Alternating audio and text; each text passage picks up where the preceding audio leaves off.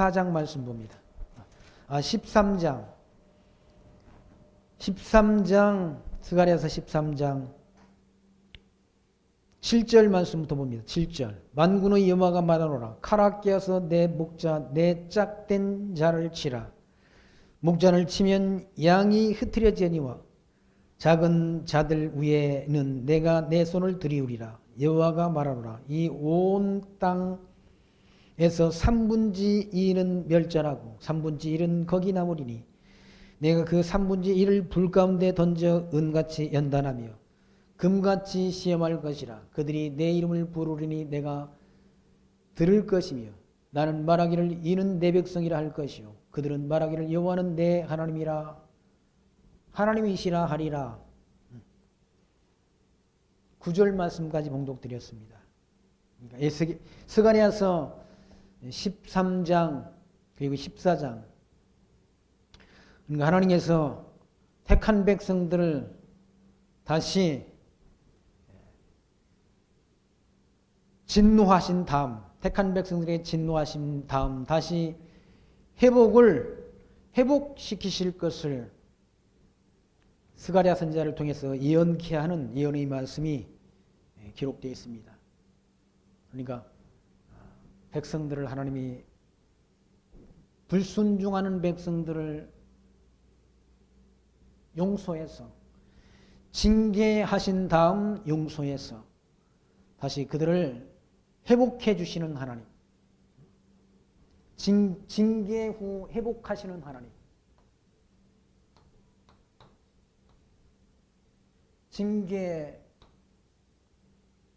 징계를 통한 회복,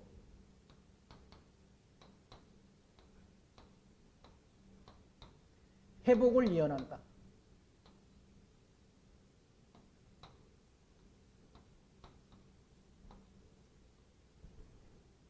그러니까 13장부터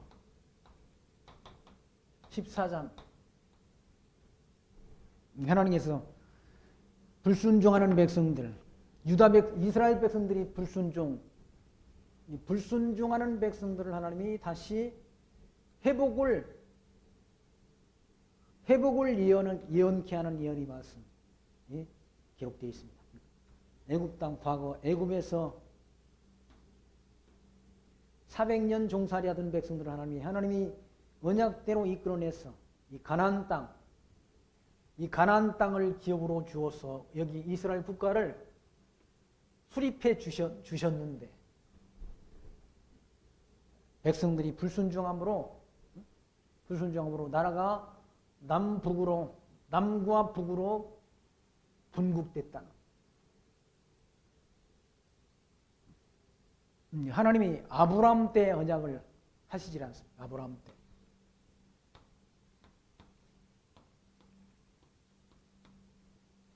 아브라함에게 하나님이 언약을 하시고 이 언약의 내용은 우리가 너무나 잘 아는 대로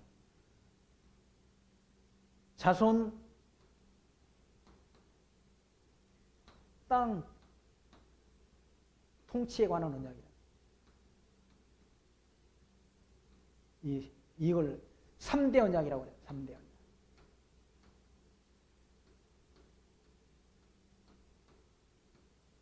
이 3대 언약은 곧 나라를 세워준다는 언약이라는 나라. 하나님께서 아브라함 그리고 모세 그리고 다윗을 통해서 이스라엘이라는 국가를 하나님이 세워지게 했다. 자손 이때 나라에 대한 언약이 아브라함에게 언약하신 나라에 대한 언약이 이때 이루어지는 성취가 된다. 그러니까 이스라엘 나라 다윗이 40년 통치를 하고 그 아들 솔로몬이 또 40년 통치했다. 40년. 그리고 나라가 남북으로 갈라진다. 북쪽은 북쪽은 여로보암이라는 솔로몬이 그런 부하였던 사람이, 여로보암이라는 사람이 북쪽을 통치하게 돼. 북쪽이 이스라엘이라는 국호까지 가져가게 된다. 그리고 남쪽은 유다. 남쪽은 솔로몬의 아들 르호보암이 통치를 하게 됩니다.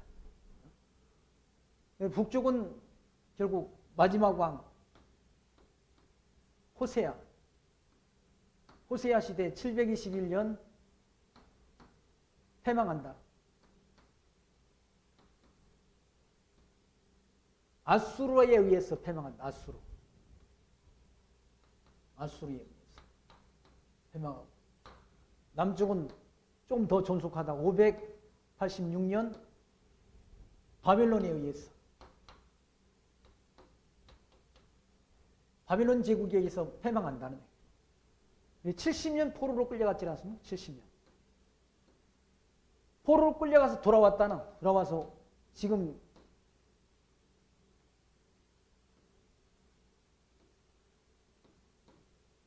여기 지금 학계 선지자와 스가랴 선지자가 520년경 이때 지금 활동한다. 예언 활동을 한다는 거예요.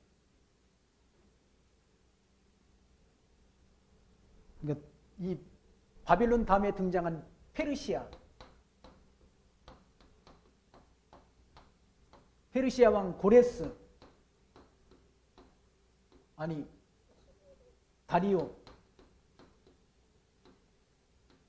왕이 통치하는 그 시대 지금 예언 활동을 한다는 거예요. 학계와 스가랴 선지자가 동시대에, 그러니까 무너졌던 성전을 다시 회복하게 해 주신다라는 그런 예언을 하게 한다. 예언 활동을 한다. 그리고 지금 봉독드린 말씀, 목자를 치리니, 만군의 여호와가 말하노라, 깨어라, 칼아 깨어서 내 목자, 내 짝된 자를 치라. 목자를 치면 양들이 흩어진다라는 그런 예언을 지금 한다는 거예요. 스가랴 선지자. 그러니까 그 스가랴 선지자가 예언한 예언의 말씀이 언제 이루어지는가? 마태복음 26장 51절에 그런 말씀이다. 예수님과 함께 있던 예수님의 제자 하나가, 다른 성경에서는 베드로가 칼을 빼서 대제사장의 종을 쳐 그 길을 잘랐다는 거예요. 떨어뜨렸다. 이에 예수께서 이르시되 내 칼을 도로 칼집에 꽂으라. 칼을 가지는 자는 칼로 망하느니라 라고 말씀하면서, 너는 내가 내 아버지께 구하여 지금 12군단 더 되는 천사를 보내시게 할 수 없는 줄 아느냐. 내가 만일 그렇게 하면 이런 일이 있으리라 한 성경이 어떻게 이루어지겠느냐 하시더라. 그때 예수께서 무리에게 말씀하시되 너희가 강도를 잡는 것 같이 칼과 뭉치를 가지고 나를 잡으러 왔느냐. 내가 날마다 성전에 앉아 가르쳤을 때 너희가 나를 잡지 아니하였도다. 그러나 이렇게 된 것은 다 선지자의 글을 이루려 함이니라 하시더라. 이에 제자들이 다 예수를 버리고 도망했다. 예수님 붙잡혀가지고 그렇게 대적들에게, 대제사장 서기관과 바리새인들에게 붙잡힐 때 베드로가 칼을 빼가지고 대제사장의 종의 길을 잘랐다는 거예요. 그러니까 예수님께서 칼을 도로 칼집에 꽂으라. 칼을 쓰는 자는 칼로 다 망한다라고 말씀하셨어요. 지금이라도 하늘에 있는 12군단 되는 더 되는 천사들을 불러서 저들을 그렇게 멸할 수 있는 힘이 없는 줄 아느냐. 만약에 그렇게 한다고 한다면 이런 일이 있으리라 한 성경이 어떻게 이루어지겠느냐 했다. 그런 대적들에게 붙잡혀서 예수님이 순환당하게 될 것이 다 구약 성경에 예언되어 있다는, 그 예언이 이루어져야 예수가 하나님이 살아계심이, 하나님이 여호와이심이 드러난다. 여호와이신 것이 확증된다는, 하나님이 살아계심이 증거된다. 확증된다. 하나님이 살아계심이 확증돼야 우리가 확신하는 그런 믿음을 갖게 되지 않습니다. 확증돼야. 확증 속에 확신하는 믿음을 가질 수 있는 거예요. 확신하는 믿음. 자, 구약의 선지자 예언이 이루어져야 확신하는 믿음을 갖게 된다. 확신. 지금 스가랴 선지자가 예언한 예언의 말씀이 언제 이루어지는가? 예수님께 와서 이루어진다. 예수님께 와서 다 성취가 된다. 성취. 이루어진다. 성취가 되니까 그게 뭡니까? 그걸 뭐라고 말하고 우리는? 성취되는 걸 통해 진리다. 진리인 것이 확인이 된다. 뭐가 진리냐? 이때 예수님 오시기 520년경 예언한 말씀이 520년 후에 성취가 된다. 그러면 성경 말씀이 진리고 하나님이 살아계심이 하나님의 언약대로 이루시는 여호와이신 것이 확정된다. 확정이 되니까 우리가 확실한 믿음을 갖게 되지 않습니까? 예수가 하나님의 아들 그리스도 되심이 분명하다라는 확신을 갖게 된다. 확신하는 믿음을 갖게 된다. 너 가는 길을 누가 비웃거든 확실한 증거를 보여주라라는 건 찬송가 가사가 있죠. 너 가는 길을 누가 비웃거든, 예수 믿는 이 십자가의 도를 누가 비웃거든, 어떤 인간이 비웃거든 확실한 진리를 보여주어라. 확실한 증거를 보여주어라. 성경은 확실한 진리, 성경이 진리라는 확실한 분명한 증거가 있다. 분명한 증거가 있어요. 성경이 진리다라는 분명한 증거. 우리가 몰라서 그러는 거지. 몰라서 못 믿는 것 아닙니까? 이 하나님께서 아브라함 때 언약하신 언약의 말씀이 그대로 역사 속에서 성취가 된다. 그러므로 성경은 진리 아닙니까? 진리. 내가 길이요 진리요 생명이 나로 말미암지 않고는 아버지께로 올 자들이 없다라고 말합니다. 성경은 진리란 하나님이 언약대로 이루시는 여호와이신 것이 분명하고,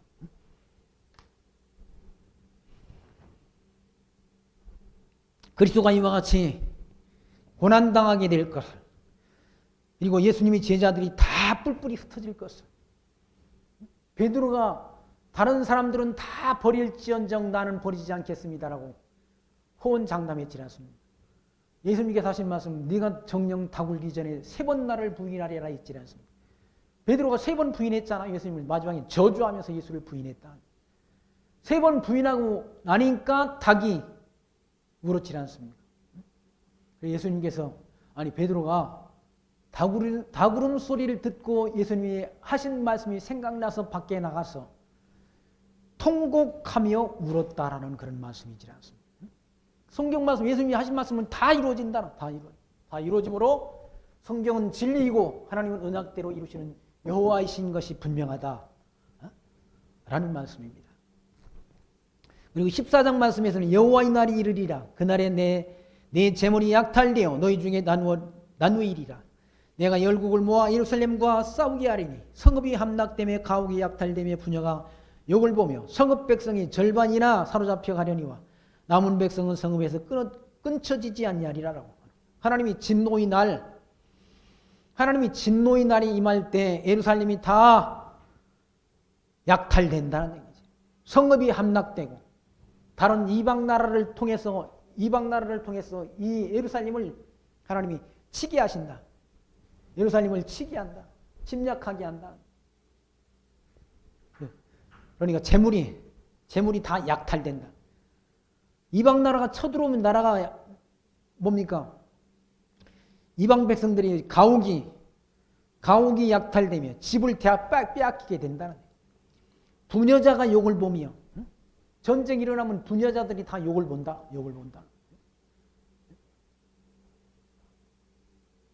1945년 해방된 다음 해방은 됐는데 해방된 것이 우리 힘으로 해방되지 않았지 않았습니까? 우리 힘으로 해방된 것이 아니라 미군이 히로시마와 나가사키에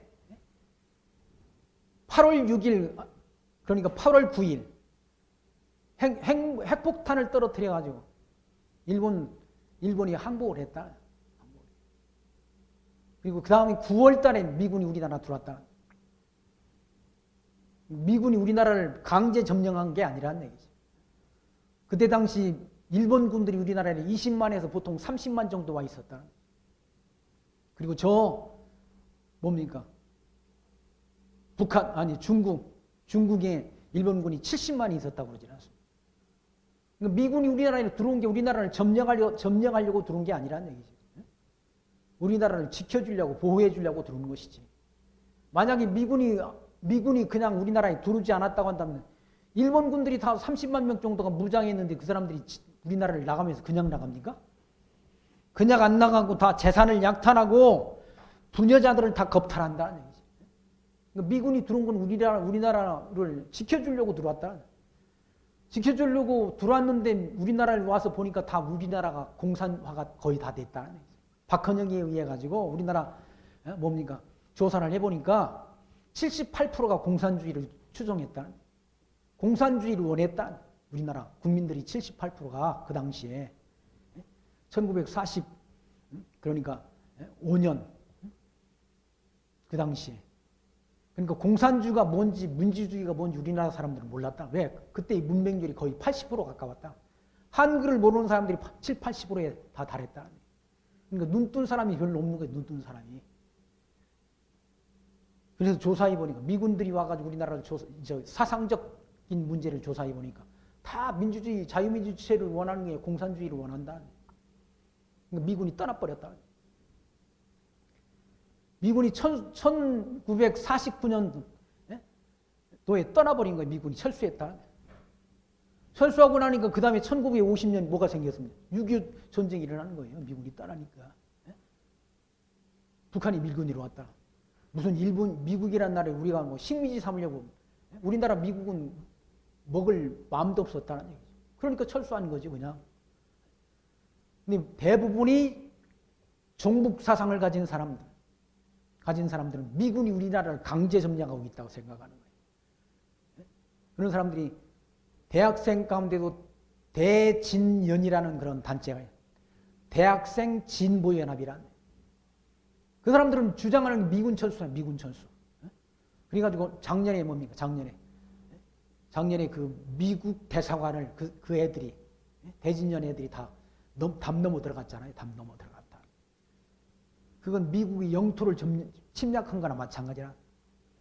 미국 대사관은 미국 영토나 마찬가지라는 얘기죠. 그런 짓들을 했다. 그런 짓들을 우리나라 사람들. 배은망덕하게.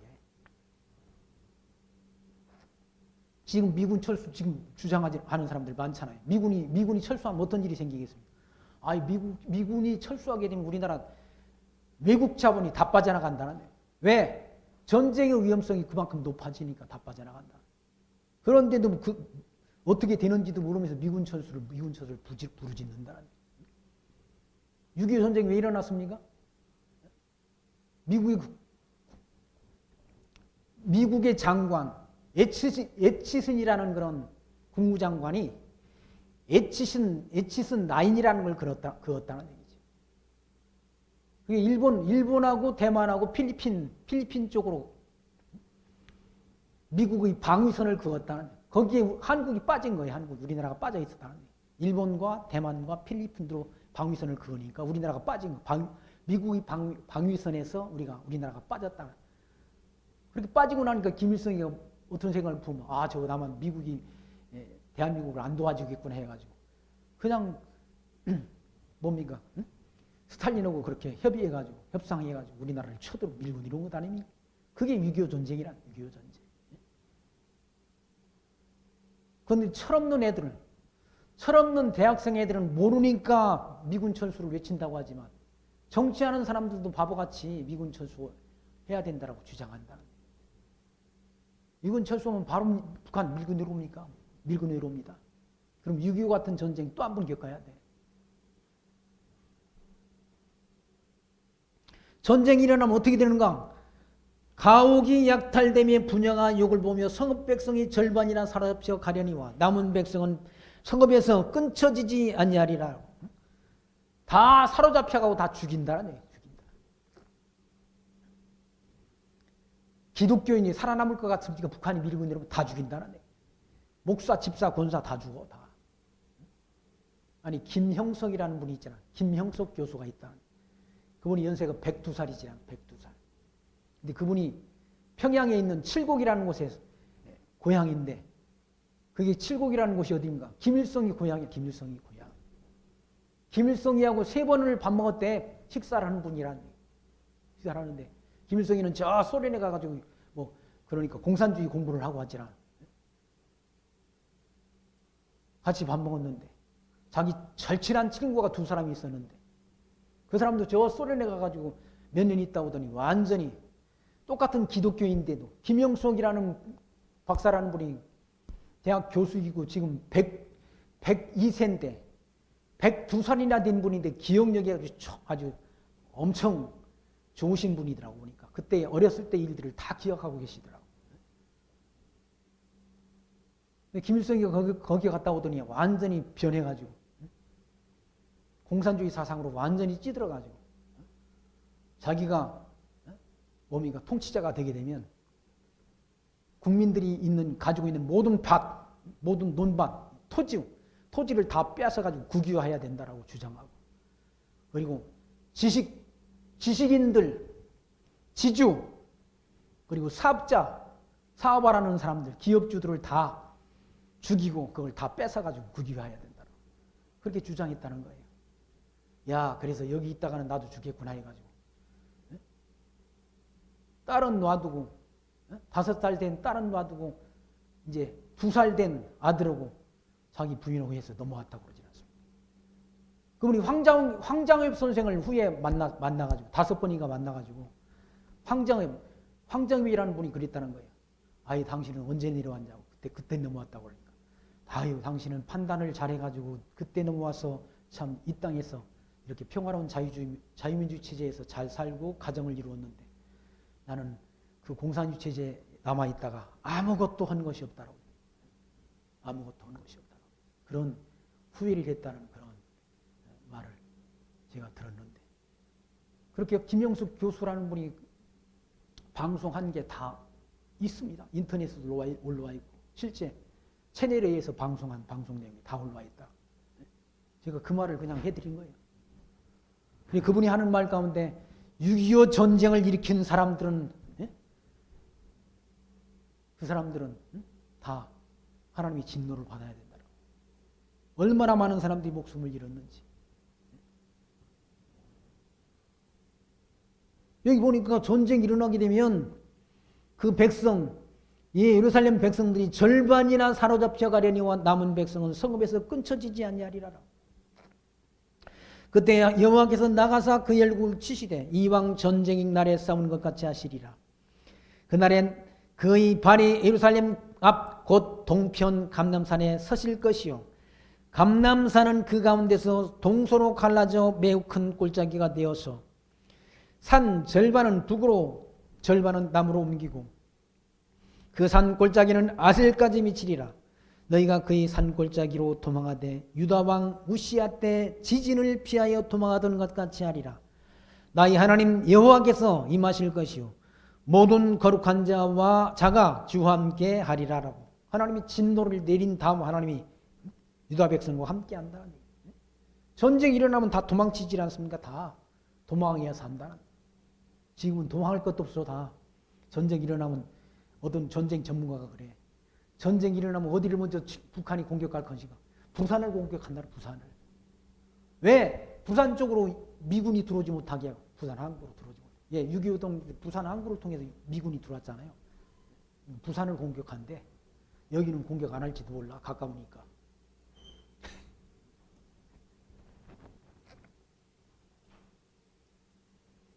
도망칠 수가 없다는. 왜? 제주도까지 다 미사일 사정거리에 다 있다는.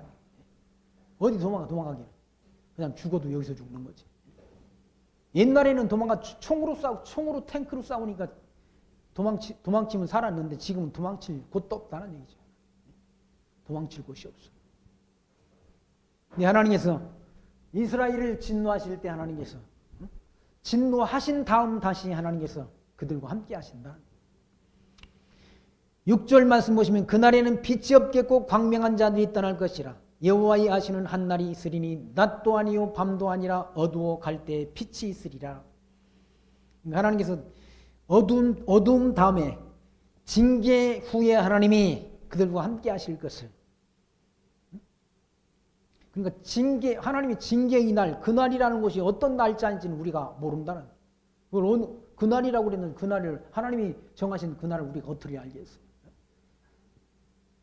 하나님이 진노의 날, 그날에는 빛이 없겠고 광명한 자들이 떠날 것이라. 여호와의 아시는 한 날이 있으리니 낮도 아니요 밤도 아니요 어두워져 갈 때 빛이 있으리라. 그날에 생수가 예루살렘에서 솟아나서 절반은 동해로 절반은 서해로 흐를 것이라. 여름에도 겨울에도 그러하리라. 그렇게 하나님이 진노하신 다음 다시 하나님이 은혜를 베푸실 것, 은총을 베푸실 것을 예언하는 말씀입니다. 그때 하나님께서 생수가 나온다는, 생수가 터져서 예루살렘에서 생수가 터져서 절반은 동해로 절반은 서해로 흐른다는 얘기죠. 그리고 9절 말씀, 여호와께서 천하의 왕이 되시리니 그날에는 여호와께서 홀로 하나이실 것이요 그 이름이 홀로 하나이실 것이며 온 땅이 아라바같이 되되 게바에서 예루살렘 남편 림몬까지 미칠 것이며 예루살렘이 높이 들려 그 본처에 있으리니 베냐민 문에서부터 천문 자리와 성 무퉁이 문까지 또 하나넬 망대에서부터 왕의 포도주 짜는 곳까지라. 사람이 그 가운데 가며 다시는 저주가 있지 않냐리니 예루살렘이 안연히 서리로다. 하나님이 진노 저주가 임하지 않는 곳, 저주가 떠나는 곳은 천년왕국이잖아요. 천년왕국 우리가 오전에 확인해. 천년왕국. 왜? 사단이 무적행 속에 들어간 다음에 그리스도의 통치가 이루어진다는, 하나님의 통치가. 하나님의 통치가 이루어지게 되면 평화가 임한다. 사자가 소처럼 풀을 먹을 것이요 어린이가 독사골에 손 놓고 장난쳐도 물지 않는 시대. 그때는 사단이 무적행 속에 들어가고 그리스도가 통치하실 때란, 재림하신 그리스도가 통치하실 때란. 그때가 임할 것, 천년 동안 그런 통치가 있게 될 것을 이사야 선지자가 예언했고, 그리고 요한계시록 20장에 기록이 되어 있지 않습니까? 그러니까 천년 통치가 있는 거에 이루어진다는 얘기죠. 근데 천년왕국이 있느냐 없느냐 그거 가지고 또 신학계에서는 따지지 않습니다. 야, 천년왕국이 있는 게 아니라 무천년설이다. 천년왕국 없다. 그리스도 초림 때로부터 재림 때까지를 상징적으로 천년왕국이라고 한다라고 주장하고, 별의별 세 가지 주장들이 있다는 거예요. 무천년설, 전천년, 역사적 전천년설, 후천년설이라는 그런 주장들을 신학계의 그런, 그러니까 신학자들이 주장을 한다는 거예요. 그러니까 지금은 하도 그렇게 주장하는 사람들이 많으니까, 야, 어떤 거 하나만 옳은 게 아니라 그 세 가지 이론이 다 맞다라고 주장한다. 지금 신학계에서는 그런다. 천년왕국이 예수님이 오셔서 천년왕국을 이룬다. 그 이론도 맞고, 후에 천년왕국이 일어난다라는 말도 맞고, 천년왕국 없다. 예수님 오신 초림 때로부터 재림 때까지가 상징적으로 천년왕국이다라고 주장하는 그 주장도 다 옳다라고 인정한다. 아니, 웃기잖아요.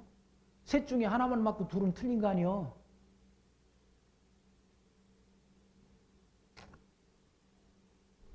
천년왕국이 반드시 있다는 얘기죠. 언제? 그리스도가 재림해서, 재림 이후에 천년왕국이 있다라고 성경은 주장한다. 그럼 성경 말씀이 옳은 거지 뭐. 신학자가, 어떤 신학자가 유명한 신학자가 말한 이론이 그 말이 옳고 그런 게 아니지 않습니까? 성경이 옳다. 성경이 진리라. 성경이 진리지. 우리는 성경대로 알고 성경대로 믿고 성경대로 살자.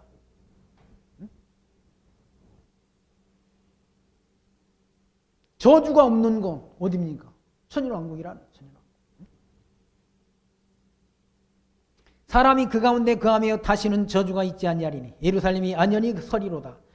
예루살렘을 친 모든 백성에게 여호와께서 내리실 재앙이 하니 곧 섰을 때 그 살이 썩으며 그 눈이 구멍 속에서 썩으며 그 혀가 입 속에서 썩을 것이요.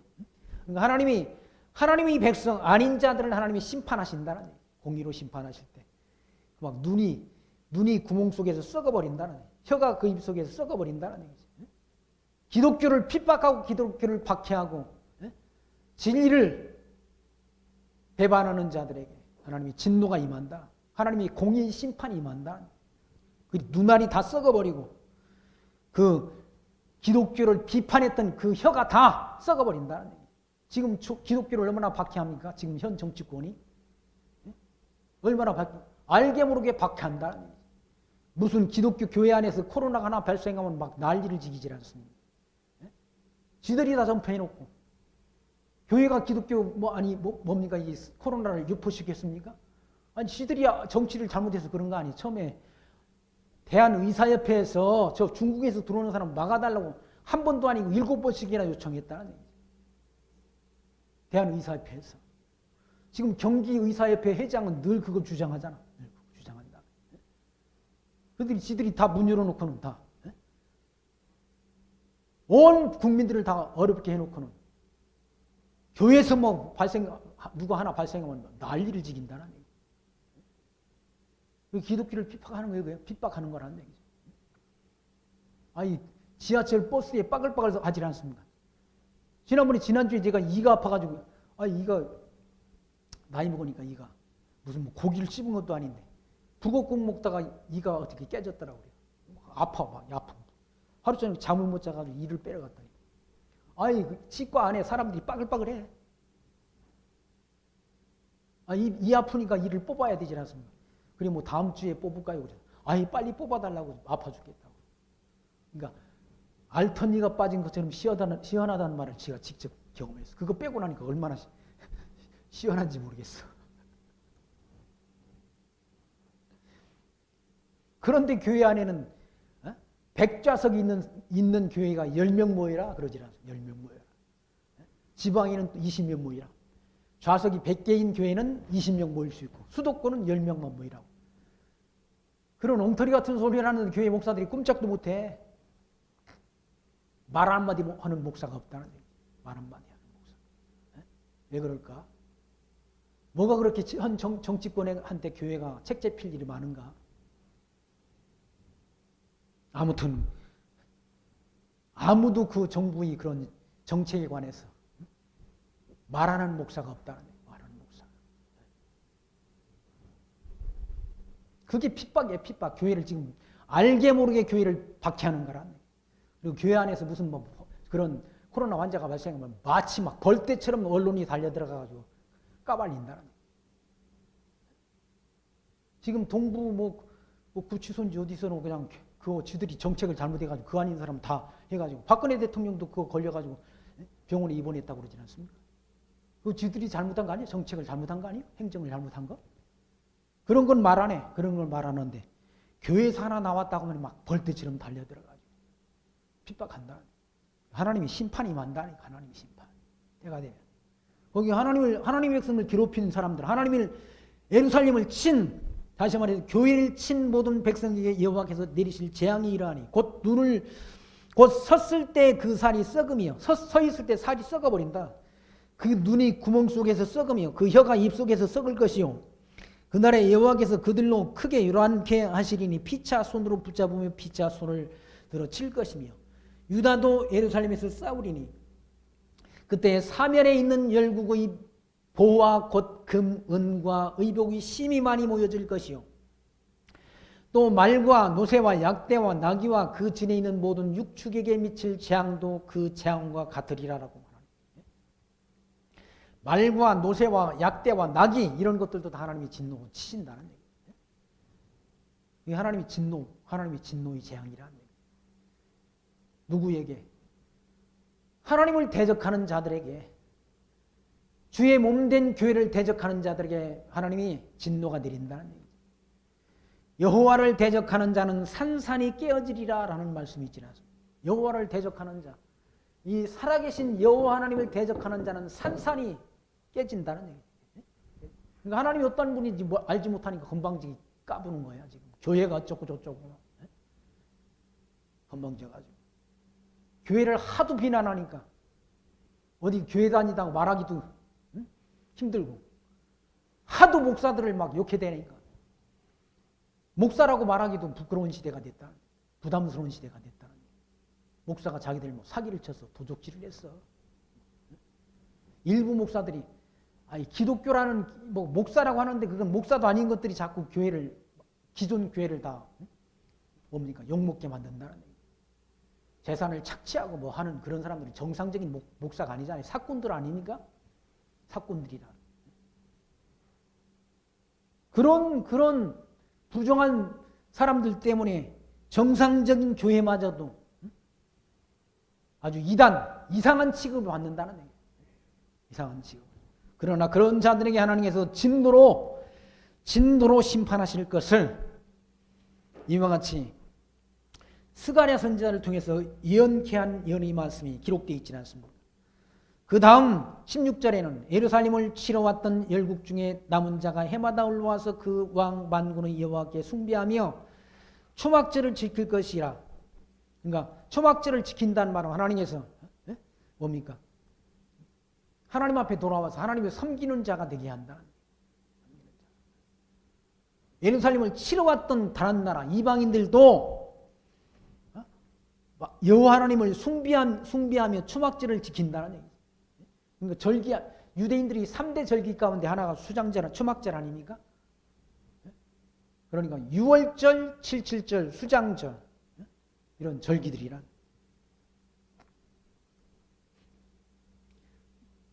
그리고 천하 만국 중에 그 왕 만군의 여호와께 숭배하러 예루살렘으로 올라오지 아니하는 자에게는 피를 내리지 아니하실 것인지. 그러니까 하나님 여호와를 섬기지 않는 자들에게는 하나님께서 비를 내리지 않는 그런 재앙을 내린다는 얘기예요. 만일 애굽 족속이 올라오지 아니할 때는 창이람이 있지 아니하리니 여호와께서 초막절을 지키러 올라오지 아니하는 열국 사람을 치시는 재앙을 그에게 내리실 것이라. 애굽 사람이나 열국 사람이나 초막절을 지키러 올라오지 아니하는 자의 받을 벌이 이러하니라. 그러니까 하나님 여호와를 섬기지 않는 자들이 받을 벌이 있다는, 진노가 있다는. 그날에는 말방울까지 여호와께 성결이라 기록될 것이라. 여호와의 전에 모든 솥이 제단 앞 주발과 다름이 없을 것이니 예루살렘과 유다의 모든 솥이 만군의 여호와의 성물이 될 것인즉 제사 드리는 자가 와서 이 솥을 취하여 그 가운데 고기를 삶으리라. 그날에는 만군의 여호와의 전에 가난한 사람이 다시 있지 아니하리라. 다 하나님 여호와를 경외하는 자가 되게 한다는, 하나님께 돌아오게 한다는 얘기죠. 그리고 하나님이 택한 백성들이 함께 솥에 성물을 삶아서 먹고 마시는 그런 잔치에 참여하게 될 것을 예언한 말씀이 마지막 20절까지 말씀 가운데 기록된 것을 우리가 확인했습니다. 그리고 하나님을 섬기지 않는 자들에게 하나님이 공의의 심판을 하신다는 거예요. 한번 데살로니가 후서, 신약성경 데살로니가 후서 1장 말씀 보시죠. 신약성경 333면입니다. 334면. 334면. 신약성경 보시면 데살로니가 후서 1장 5절 보시면 이는 하나님이 공의로운 심판의 피여요 너희로 하여금 하나님 나라에 합당한 자로 여기심을 얻게 하려 함이니 그 나라를 위하여 너희가 또한 고난을 받느니라. 우리가 하나님이 그런가 천국 백성으로 살기 위해서, 천국 백성 되기 위해서 이 땅에서 고난을 받는다는, 고난을. 거기 데살로니가후서 1장 5절 이는 하나님이 공의로운 심판의 표요 너희로 하여금 하나님 나라에 합당한 자로 여기심을 얻게 하려 함이니 그 나라를 위하여 너희가 또한 고난을 받느니라. 너희로 환난 받게 하는 자들에게는 환난으로 갚으시고 환난 받는 너희에게는 우리와 함께 안식으로 갚으시는 것이 하나님의 공의시니 주 예수께서 저희 능력의 천사들과 함께 하늘로부터 불꽃 중에 나타나실 때 하나님을 모르는 자들과 우리 주 예수 그리스도의 복음을 복종치 않은 자들에게 형벌을 주시리라 라고 말씀하죠. 공의는 하나님의 공의는 예수 믿지 않는 자들을 심판하는 것이란 얘기예요. 그리고 예수 믿는 자들을 핍박하는 자들을 하나님이 심판하시는 것이란 얘기예요. 예수가 하나님의 아들 그리스도이심을 믿는 자들에게는 우리가 하나님 나라의 안식으로 갚으시는 것이 하나님의 공의라고 말씀하잖아요.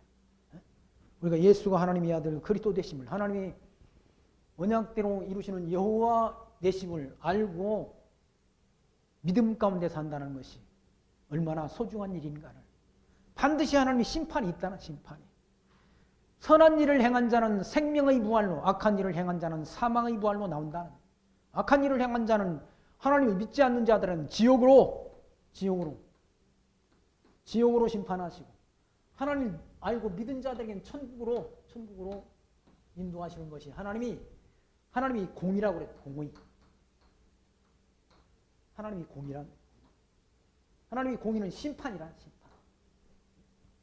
그렇게 심판하시는 하나님이신 것을 오늘 스가랴 14장 말씀을 통해서 우리가 확인했습니다. 이 어지러운 세상 살아가는 동안 우리가 하나님의 자녀로 이 땅에 살아가는 동안 형통할 때나 곤고할 때나 세상 사람들이 예수 믿는 사람들 비난하고 조롱을 한다 할지라도 하나님 경외하는 이 믿음 변치 않고 그 신앙 지켜가는 신실한 하나님 나라의 성도들로 사시기를 부탁드리며 말씀 마칩니다. 기도합니다. 하나님 감사합니다. 오늘 또 스가랴서 이 말씀을 통해서 하나님께서 불순종한 백성들을 하나님이 에게 진노하시지만 진노 후에 다시 하나님께서 그들에게 은총을 베푸셔서 다시 가나안 땅에 심고 하나님을 경유하는 지혜를 주실 것을 스가랴 선지자를 통해서 예언케 한 예언의 말씀을 저희들 다시금 확인했습니다. 그 하나님 때로는 형통케도 하시고 때로는 곤고하게도 하시는 하나님이 살아계셔서 현재의 역사 우리가 살고 있는 현재의 역사를 주관하시며 마지막 땅끝까지 이르러 내 증인이 되리라 하신 그 약속의 말씀을 이루어 가시는 살아계신 하나님이신 것을 말씀 통해 확증 얻었으니 그 하나님 범사에 인정하며 모든 영광과 찬송과 존귀를 하나님께 드리며 살아가는 지혜 늘 마음속에 간직하고 살아갈 수 있는 저희들 될 수 있도록 은총 가운데로 늘 우리를 인도해 주옵소서. 예수님 이름으로 감사하며 기도합나이다. 아멘.